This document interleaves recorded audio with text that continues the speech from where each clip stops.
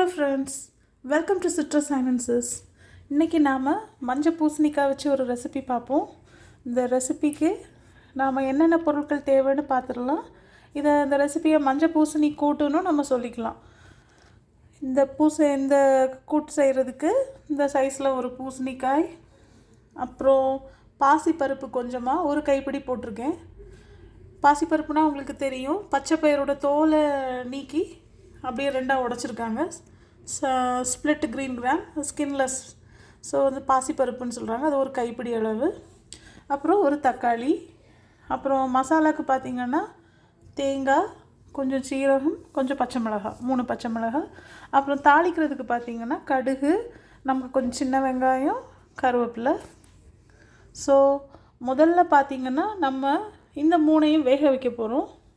வெறுமனையாக கொஞ்சம் தண்ணி விட்டு பூசணிக்காய், இந்த பாசிப்பருப்பு, இந்த தக்காளி, இந்த 3ஐயும் நம்ம வேக வைக்க போகிறோம்.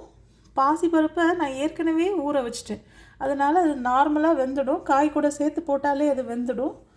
இப்போ இது வெந்துட்டுருக்கிறதுக்குள்ளே நாம் ஒரு மசாலா அரைச்சிடலாம். ரொம்ப தேங்காய் தேவையில்லை, ஜஸ்ட் ஒரு கைப்பிடி அளவு தேங்காய் போதும். கைப்பிடி விடைக்கும் கம்மியாக இருந்தாலும் பரவாயில்ல.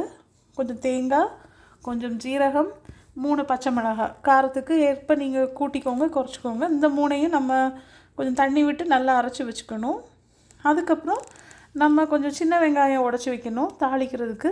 ஸோ தாளிக்கிறதுக்கு நமக்கு எப்பவும் போல் கடுகு, கொஞ்சம் சின்ன வெங்காயத்தை நல்லா உடச்சி சின்னதாக நறுக்கி வச்சுருக்கணும், அது கொஞ்சம். அப்புறம் நமக்கு கருவேப்பிலை, அவ்வளோதான். ஸோ இதை வச்சு தான் நாம் இந்த பூசணி கூட்டு செய்ய போகிறோம். இந்த பூசணி கூட்டு ரொம்ப சத்துங்கிறாங்க பூசணிக்காய், ஏன்னா அது மஞ்சள் கலர், அந்த கலர்லேயே நமக்கு நிறைய சத்துகள் இருக்குது. ஸோ இந்த ரெசிபியை நான் உங்களுக்கு அடுத்த வீடியோவில் போஸ்ட் பண்ணுறேன். இதை நான் எப்படி செய்கிறேன்னு. ரொம்ப ரொம்ப சிம்பிள் தான். தக்காளியும் நமக்கு காய் கூடவே சேர்த்து வெட்டி போட்டு நம்ம வேக வச்சுருவோம். ஸோ நமக்கு தேவையான புளிப்பும் காரத்துக்கு இந்த பச்சை மிளகாவோட காரமும் எல்லாமே நமக்கு கிடச்சிடும். இதை நம்ம ரைஸ் கூட வச்சு சாப்பிட்லாம். ரைஸில் விரவியும் மிக்ஸ் பண்ணி அப்படியே நம்ம சாப்பிடலாம், அல்லது ஒரு கூட்டு மாதிரி சைடில் வச்சும் நம்ம சாப்பிடலாம், நம்ம விருப்பம்தான். ஓகே ஃப்ரெண்ட்ஸ், உங்களுக்கு இந்த ரெசிபி எப்படின்னு நான் டீட்டெயிலாக செஞ்சு காட்டுறேன்.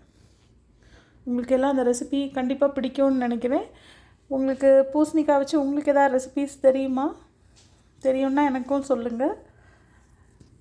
ஓகே ஃப்ரெண்ட்ஸ், இது மாதிரி நான் இன்னொரு வீடியோவில் உங்களை நான் மீட் பண்ணுறேன். Bye, take care.